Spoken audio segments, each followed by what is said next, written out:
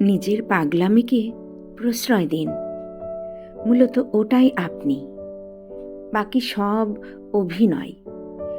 যাদের মাথার উপর ছাদ বলতে শুধু আকাশ, আগামীকাল কি খাবে তার কোনো নিশ্চয়তা নেই। যাদের কাছে পূর্ণিমা চাঁদ ঝলসানো রুটির মতো, খারাপ থাকাটা যাদের কাছে নিত্য সঙ্গী, তারাও দিন শেষে হাসে। অথচ আমাদের প্রতিদিনের রোজগার, মাথার উপর কংক্রিটের ছাদ, অর্থ থাকা সত্ত্বেও 19-20 হলেই ডিপ্রেশনে চলে যাই, টেনশন করি, অবসাদে ভুগি।